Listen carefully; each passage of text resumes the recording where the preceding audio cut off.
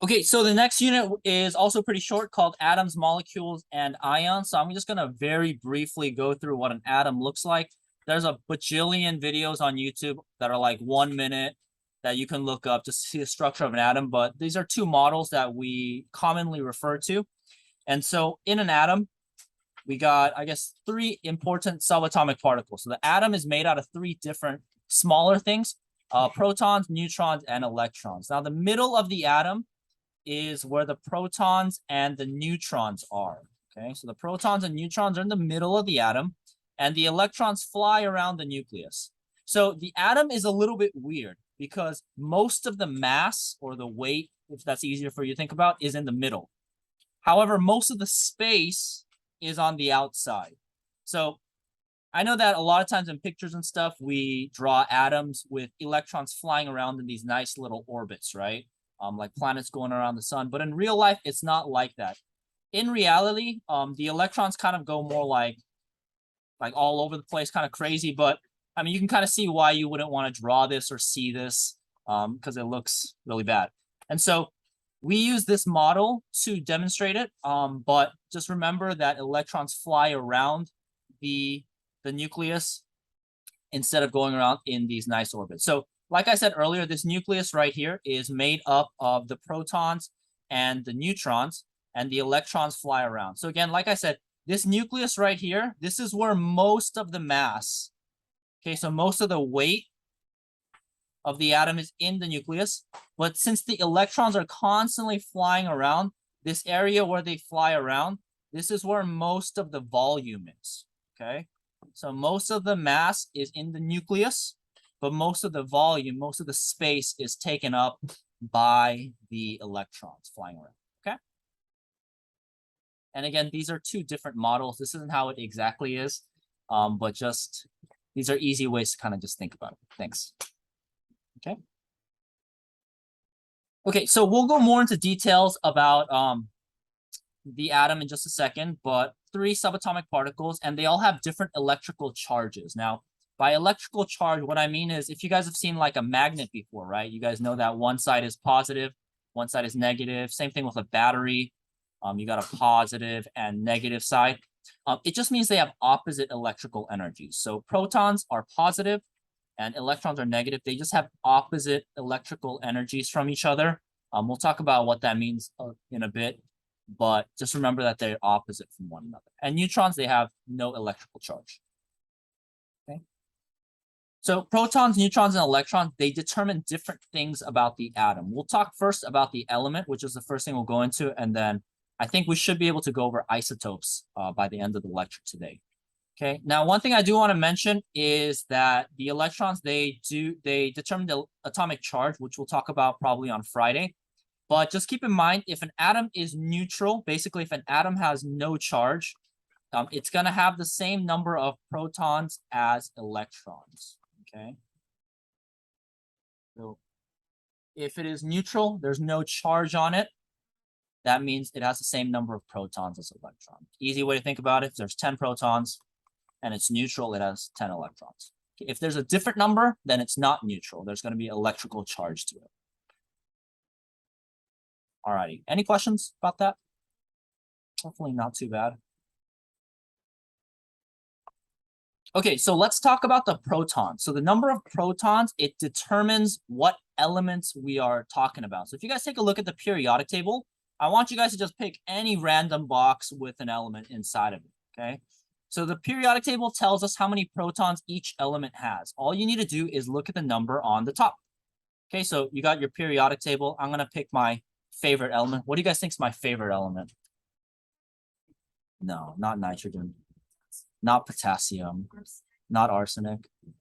Oh, gold? No. Oh, I gave it away. It's O. Guys, it's me. I'm a narcissist.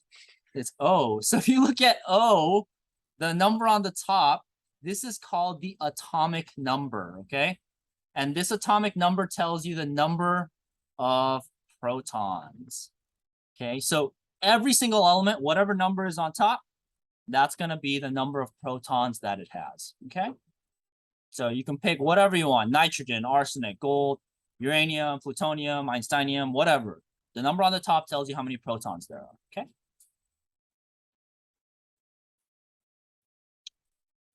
Okay, so the number of protons tells you what element it is. We'll move on to the second one now. The number of neutrons inside the middle, the nucleus of the atom, it tells you what isotope it is. Okay, now isotopes, easy way to think about it is they're different versions of the same element. Okay, so isotopes, I'll write the definition right here. Isotopes, there are different versions of the same element.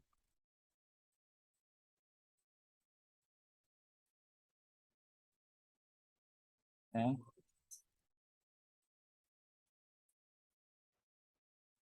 So depending on how many neutrons there are, the atom is going to change again. So one good example of this is uranium. You guys are probably familiar with uranium-238. You guys probably don't know the name, but 238 is what we use in nuclear reactors to make atomic bombs and things like that. Now, so it's very radioactive, very dangerous, whatever. But another type of uranium is uranium-235. The only thing that's different is the number of neutrons. But if you go outside and pick up a rock, there's going to be some uranium-235 in there. So you can see how there's a big difference between the two isotopes. Even though they're the same element, they can be completely different depending on what isotope it is. Okay, now the way that we determine isotopes is something called the mass number right here, mass number.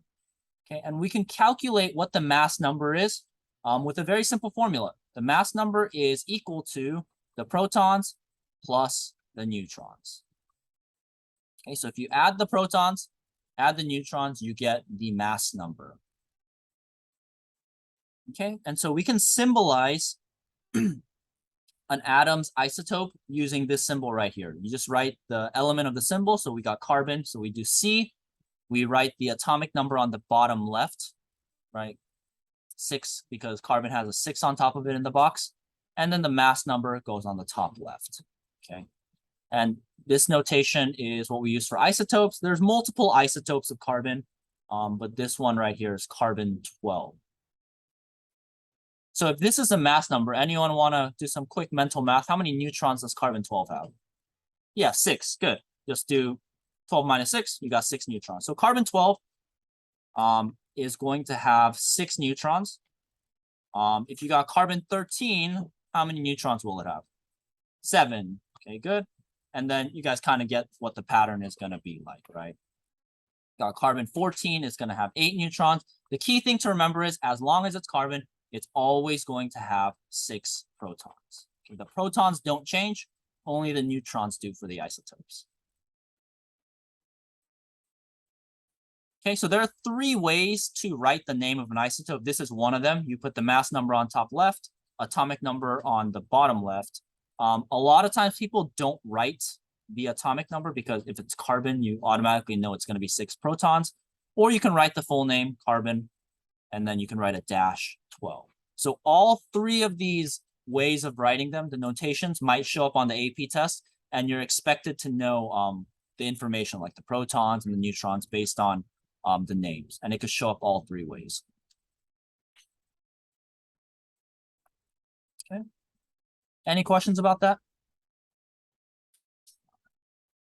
Yeah. Are you notating protons as P plus and then? Yes.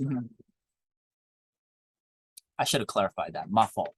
I do this a lot, but I use symbols. But this is protons, this is neutrons, and this is electrons. Kind of self-explanatory why P and E, and then you got the charges on the top right.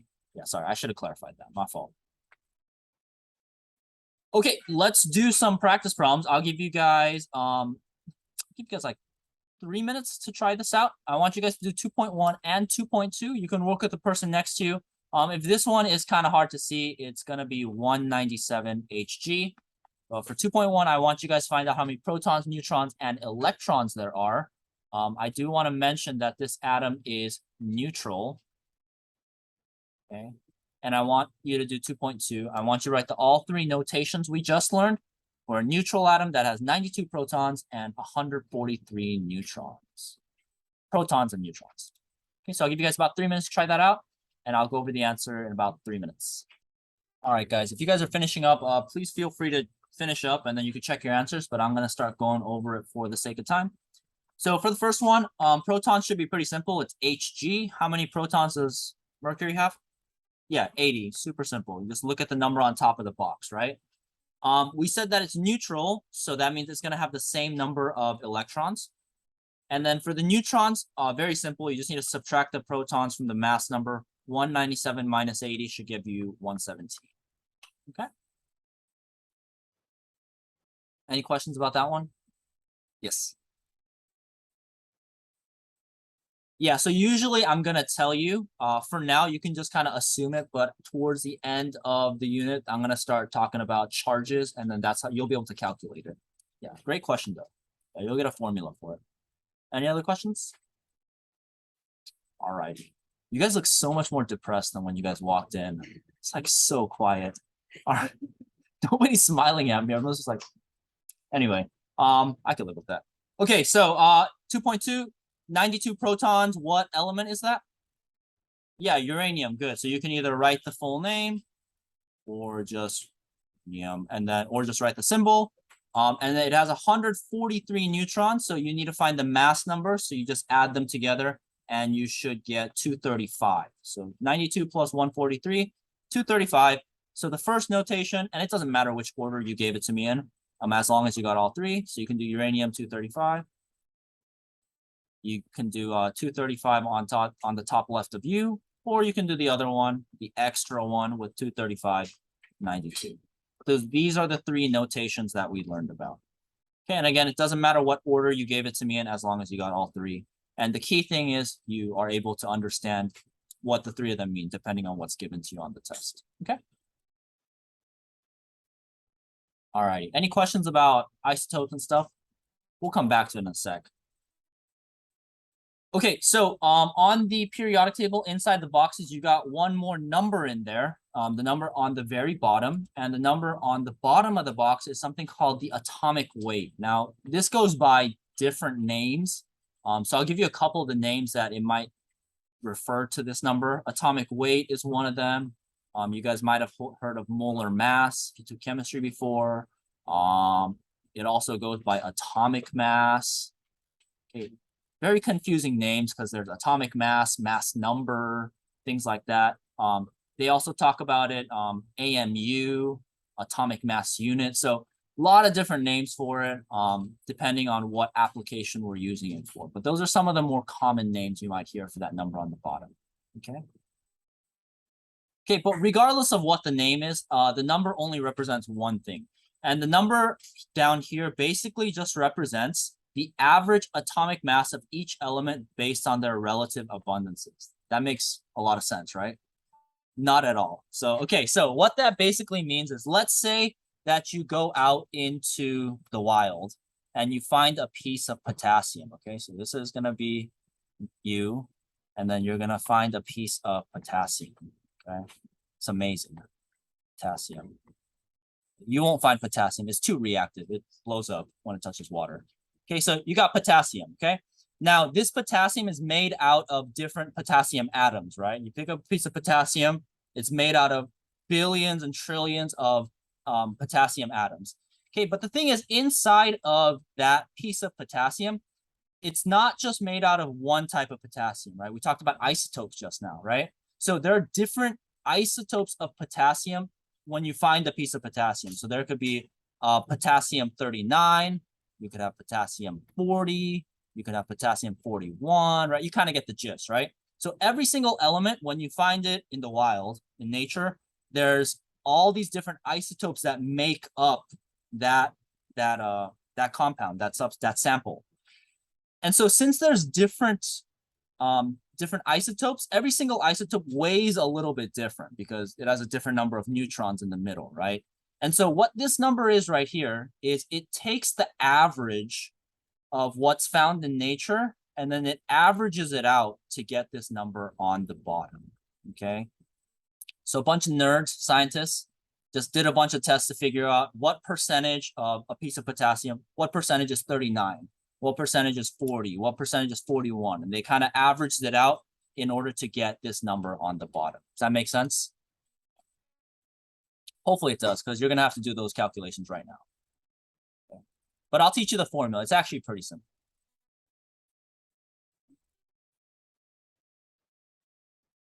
Okay, so let's try that out. So let's do 2.3 right here. It's just an average formula. So if you understand how averages and percentages work, this should be pretty easy. If not, just use the formula. Super easy. Okay, so it says naturally occurring chlorine is 75.78%, 35 chlorine 35, and 24.22% chlorine 37. You got to calculate the atomic weight of chlorine. Okay, so once you get a problem like this, and you guys might see something like this on the AP test, it's been there before. The first thing you want to do is you want to turn the percentage into a decimal. Okay, turn the percentage into a decimal. Super easy to do. You can do that by dividing by 100, or you can just move the decimal 2 times to the left. Okay, either way works. I like to do the decimal moving because it's a little bit quicker. And so what you can do is you can turn the 75.78 into 0.7578. And then the 24.22, you can turn that into 0.2422. Okay, so all you did was you turned the percentage into a decimal. Okay. All right, step 2 is you're going to take that decimal and you're going to multiply it by the mass number. Okay, that it corresponds to, obviously. So 75.78 and chlorine 35. So you're just going to multiply that with 35. And then this guy right here, you're going to multiply that with 37. So far, so good? Okay. And then third step, you're going to set it equal to 1. Okay, you're going to set it equal to 1 because if you have this decimal, you guys know that 100% is equal to 1 as a regular number, right? A whole number. And so you're going to add these together. You're going to set it equal to 1.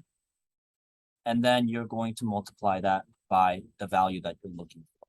Okay. Now, the reason why this formula works is if you split the formula apart, it makes a lot of sense. You got 75%, 24%, you add them together, you get 100%, right? That's 1/2 of the formula. The second half of the formula is you get 35, 37, and then that, and if you average it out, it's going to give you the atomic mass number that you're trying to find. So this is how they basically did it. They just found the percentages and then they calculated out for the averages. So it's just an average formula. You're just kind of working in reverse.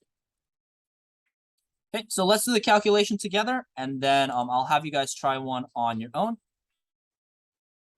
Okay, so if you multiply the 0.75 times the 35, you should get 26.523. And then this value right here, you multiply it together, you should get 8.9614. You add it together. 1 times x is just x. So you can solve for x and it'll give you a value of 36.484. And your unit of measurement is AMU. Okay. Any questions on how the calculations work? Yes.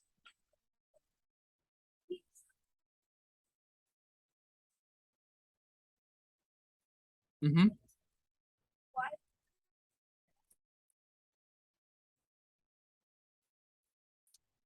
For this one right here.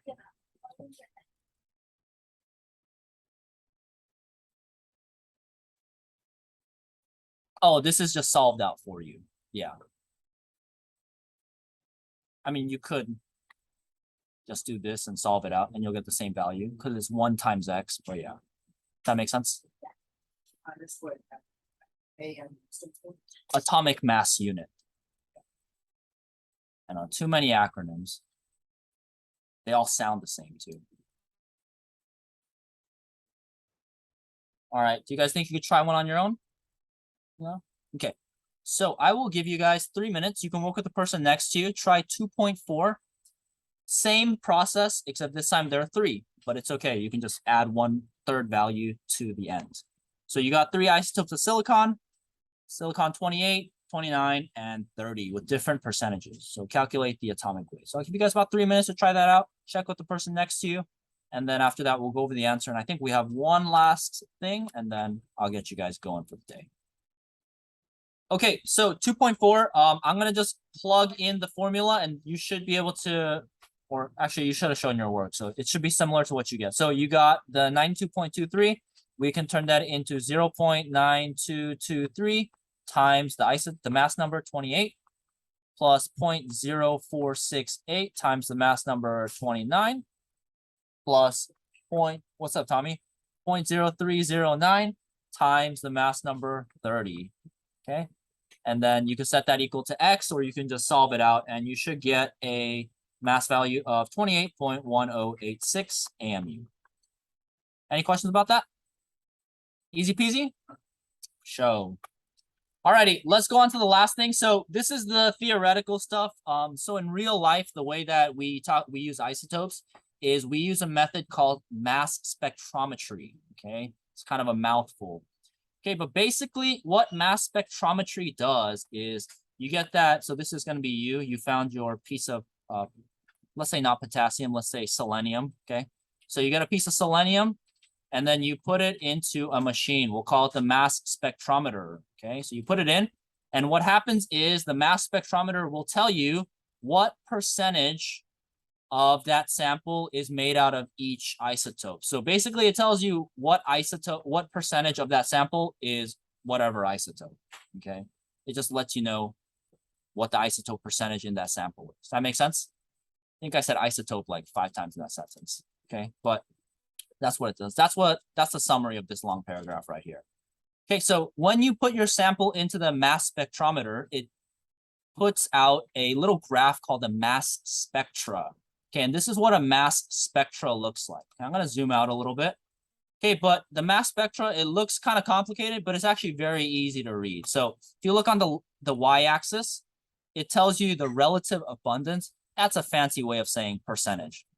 Okay, so these numbers all here are percent. 10%, 20%, 30%, 40%, 50%. Okay, the x-axis right here says the mass number. So basically the AMU, or the protons plus the neutrons, okay, of whatever you're looking at. So here we're looking at selenium, okay?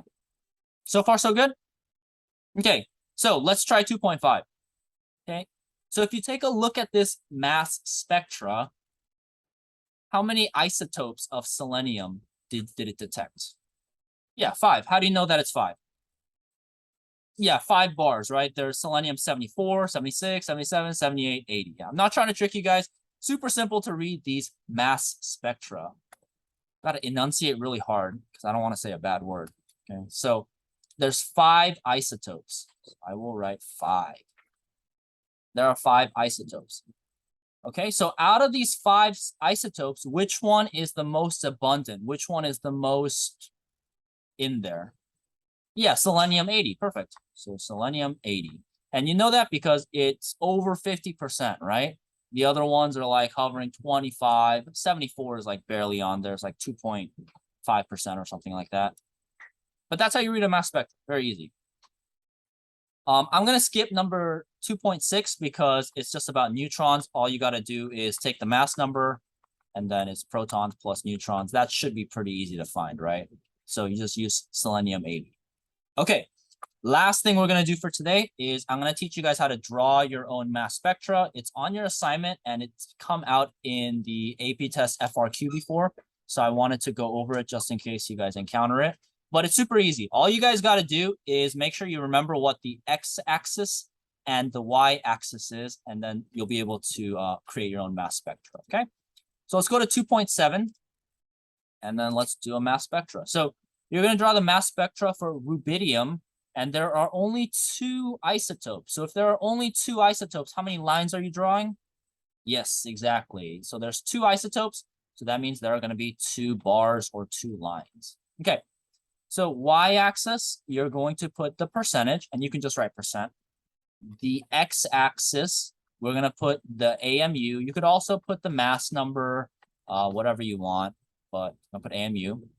And when you guys are creating your own graphs, especially for the FRQs, always remember KISS, okay? Keep it simple, stupid, okay? So you're only going to draw 2 lines. So the first line is rubidium 85. So we're gonna put 85 on the x-axis, so 85, and then it's gonna go up to 72.2%. So we're gonna draw a line, and then we're just gonna write on the y-axis 72.2. Okay, keep it very, very simple. Okay, and then for the other one, the other isotope, you're just gonna write 87, and then you want to keep it relatively the same, right? You can't say that this is 72 and then do this for 27, right? You got to keep it relatively the same. Don't go measuring with like your pencil or anything like that. Don't take out a protractor. You guys laugh, but I've seen it before. You just got to get an estimate, right? So 27 is about a third, right? A little over a third. So we just got to make it about a third and then put 27.8. And there you go. That's a mass spectra for rubidium. Okay, so you'll have to do that on your homework, I believe. So just make sure that you guys have that for you. Again, I did record this lecture, but before I close up for today, I do want to remind you guys about a couple things. Number one, I'll have your grade or I'll have your test graded by third period tomorrow, so look forward to that. Secondly, if you guys want to do extra practice problems on the back of your book, I can send you the answers as long as they're not homework questions. Okay, so I don't know if you guys tried the homework questions, but all the FRQs on the exam today, they were in the back part of your text. So I think your homework was like 1.70. I think the other two problems were like 1.68 and 1.71. So if you do the practice problems, it might help you guys out. So if you guys want to check the answers, I'll send you the answers. So send me a message on Canvas and I can send you a link to the answer key. Okay. Other than that, let me know if you have any questions. Great job today, guys. And I'll see y'all later. Bye-bye.